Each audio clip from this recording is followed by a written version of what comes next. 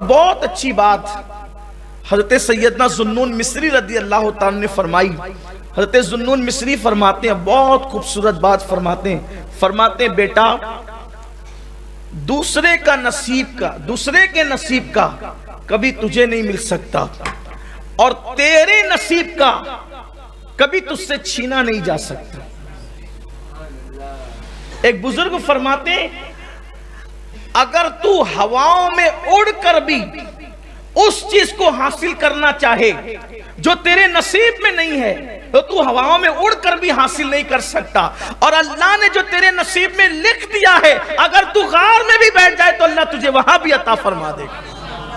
لیکن انسان کو حصول کی کوشش کرنا چاہیے، بیٹھنا نہیں چاہیے، حصول کی کوشش کرنا چاہیے. لیکن اللہ نے جو دے دیا اسی پر قناعت کرو، جو دے دیا اسی پہ بس.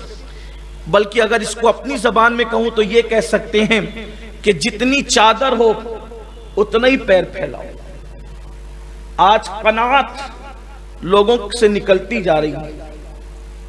حیثیت ہے کہ 5,000 کا موبائل استعمال کریں، لیکن دوستوں کے پاس 50,000 کا ہے، تو پھر وہ حیثیت نہ ہونے کے باوجود بھی 45,000 کی جوخم کر کے پھر وہ موبائل خریدنے کی کوشش کرتا ہے. اسی میں انسان پریشان ہوتا ہے. اگر انسان قناعت سیکھ لے، قناعت کہ جتنی چادر ہے بس ہمیں اتنی ہی پیر پھیلانا ہے، ایک روٹی ہے تو ایک ہی روٹی کھانا ہے، دوسری روٹی کو ہاتھ نہیں لگانا ہے، 2 روٹی ہے تو 2 ہی کھانا ہے، تیسری کو ہاتھ. قناعت اختیار کر لے، کبھی شرمندہ نہیں ہوں گے، کبھی کوئی چڑھ کر آپ کے پاس نہیں آئے گا، کبھی کوئی آپ پر احسان نہیں جتائے گا. جتنی چادر اتنے پاؤں پھڑے، اسی کو کہتے قناعت.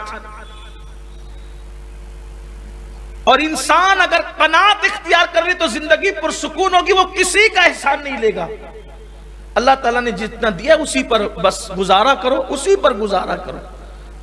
ام المومنین حضرت عائشہ صدیقہ رضی اللہ تعالیٰ عنہ حضور اکرم صلی اللہ علیہ وآلہ وسلم کی قناعت پر بات کرتی ہوئی فرماتی ہیں کہ 3 مہینے تک چولہے نہیں جلتے تھے، مگر حضور کے گھر کے لوگ اور حضور علیہ السلام خود بھی کھجور اور پانی پر گزارا کر لیتے تھے، اور لوگوں کو خبر بھی نہیں ہوتی تھی کہ حضور کے گھر کا یہ عالم ہے.